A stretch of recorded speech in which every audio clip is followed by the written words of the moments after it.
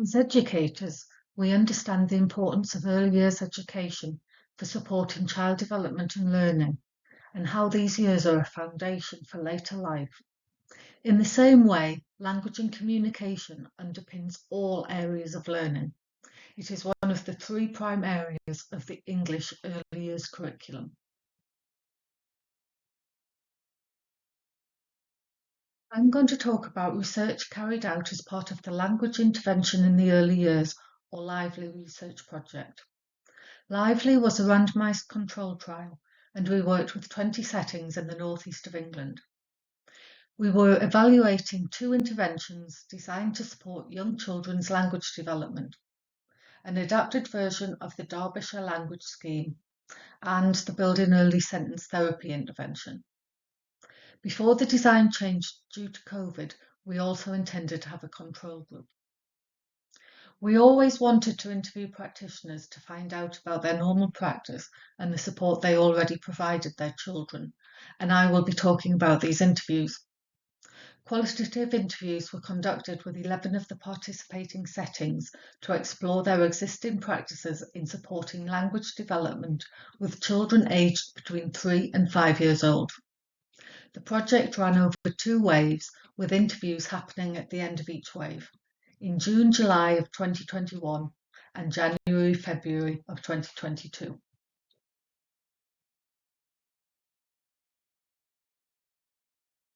This is a list of the participants. Most of them were from early years settings within schools. One, setting 9, was a standalone nursery. While all the others had children aged 3 to 5, the standalone nursery worked with 3 to 4-year-olds. The participants volunteered for the LIVELY project and again for the interviews, so they are not a representative sample. The interviews were semi-structured, and just because a setting didn't talk about something didn't necessarily mean it wasn't happening there. Within the group there were differences, but we have identified some common themes.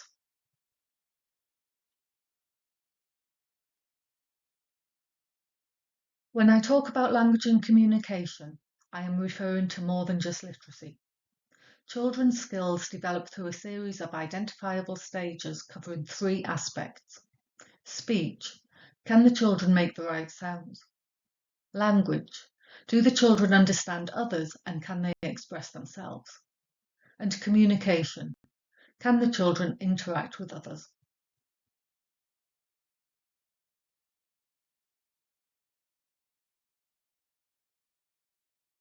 I've already mentioned that language is important. This recent research shows how language is related to later academic achievement, employment, mental health, and criminal behaviour. As well as affecting a child's later life, it also has an impact on how they interact while they're in the early years setting and at home. The number of children with language difficulties has been increasing for many years. Settings are finding that more and more children are coming through with speech and language difficulties. It's not just numbers that are increasing though, but also the level of need. There are not enough speech and language therapists to meet all these needs, so practitioners are providing more support than they've ever done before.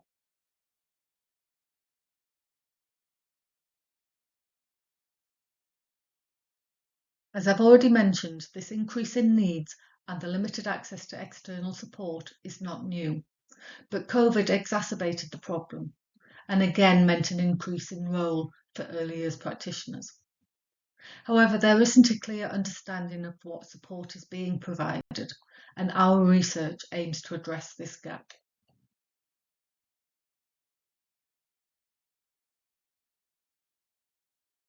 When talking about speech, language and communication needs, we often refer to this model.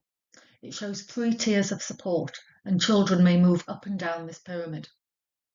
This presentation explores what universal language and communication support early years practitioners are providing for all children they work with, and the increasing amount of targeted support that is being delivered to children identified as being at risk of additional needs. This model requires practitioners to make lots of decisions, which need to be underpinned by knowledge. Knowledge about the whole class, individual children, knowledge about expectations about language and communication, and appropriate support and how to deliver it.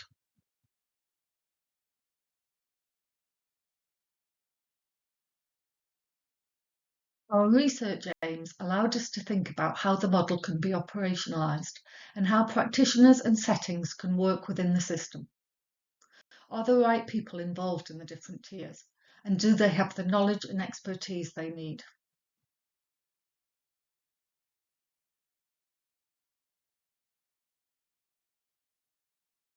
Data is still being analysed, but we have already identified a number of key themes. I will look briefly at identification and support, but will focus more on knowledge, practice, and collaboration. Within these themes, there are a number of sub-themes. Is the support appropriate and relevant to all children?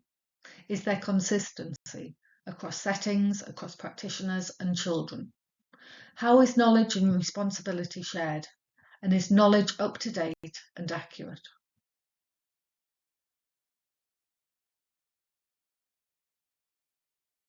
There are another two sub-themes that are most interesting to me.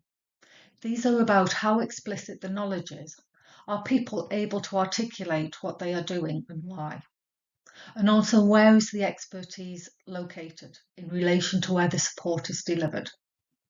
Is it with the people working directly with children, or is it at a distance?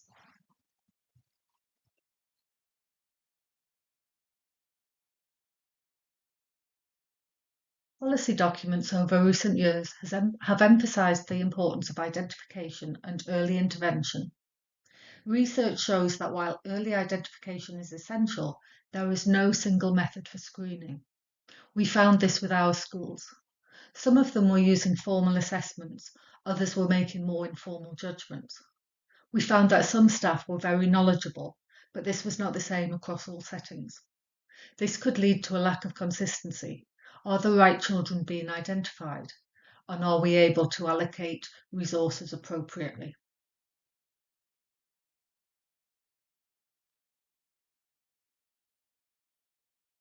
Parents also play a role in identification, and some of them are reluctant for their young children to move into the specialist tier.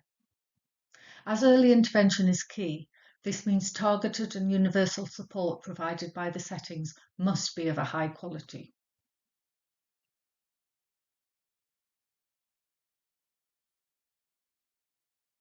The interviewees described how they provide language enriching environments and activities. However, many early years practitioners initially overlooked some of the ways they and their settings were providing support, suggesting that much knowledge is implicit. Many of the principles they adhere to are unspoken. While it is reassuring to see that support for language and communication is being normalised in many settings, questions are raised about whether an approach relying on implicit knowledge is appropriate for ensuring all earlier settings are equally able to provide support for all children. The Lively team used information gathered from the interviews to produce a best practice booklet that can be shared with other settings. It provides suggestions of how to support a child's language and communication skills. Our aim was to recognise and celebrate the work early years practitioners were doing and to make this knowledge explicit. The booklet also includes key points from CPD offered to the Lively schools by members of the Lively team. This CPD is still available on the Lively website, and there are links from within the booklet.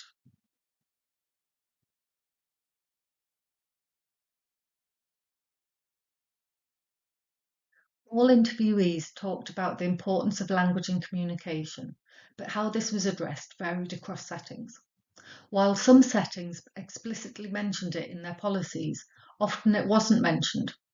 Responsibility could sit with an individual, whether the SENCO, teacher, or a teaching assistant, or it could lie with all teachers and teaching assistants.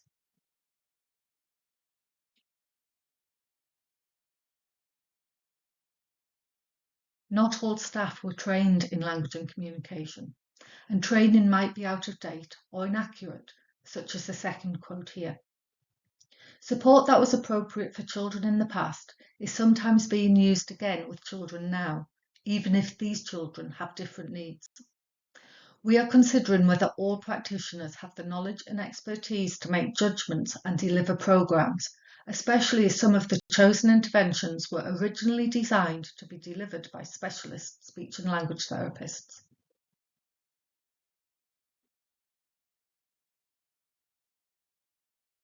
Even where there is training for staff, it may have happened quite a while ago, and in settings, staff often move around like the TA in this example. Previous learning needs to be refreshed regularly.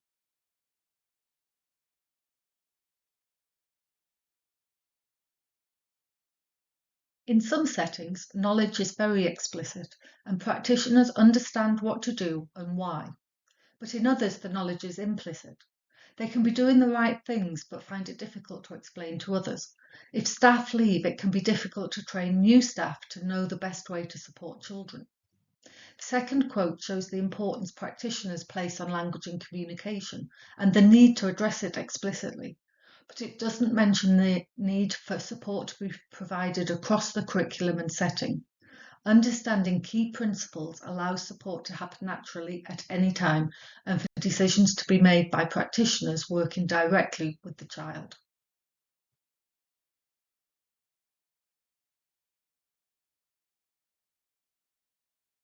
It is difficult for all staff to have the ability and knowledge to support all children. So it is important to have clarity about who has responsibility for language and communication, so staff know where to go if they are unsure or need help.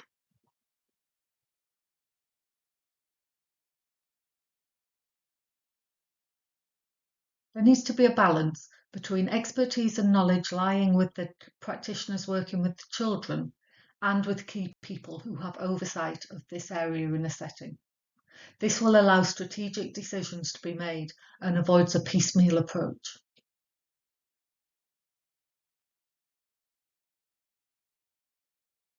There are times when decisions about support are made by people at a distance from the child.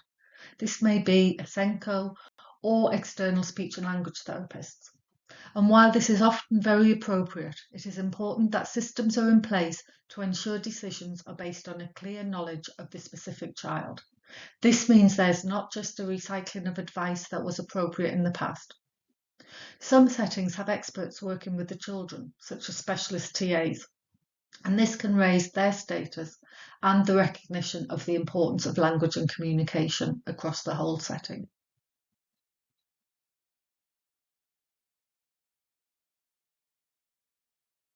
These quotes highlight the importance of knowledge of individual children in different contexts. If children are not seen in the usual day-to-day context of the setting, assessments of their ability may be inaccurate.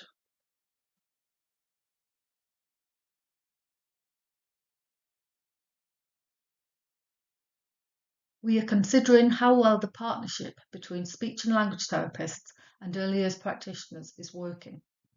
Are they collaborating in a way that ensures their respective areas of expertise are used appropriately and in the most effective way? Is the partnership focused on the needs of the professionals or on the needs of the children? In an ideal world, all children with language and communication needs would be seen by experts, but given the rising level of need and the lack of a similar rise in numbers of therapists, this isn't possible. The responsibility for support in many children has shifted to early years practitioners in settings.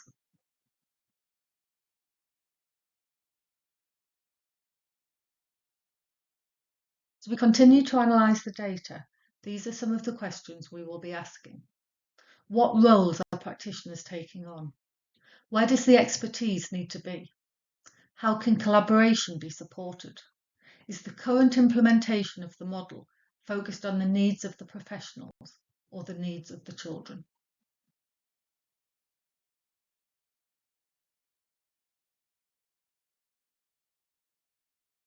If you'd like any more information, please contact me or look at the Lively website.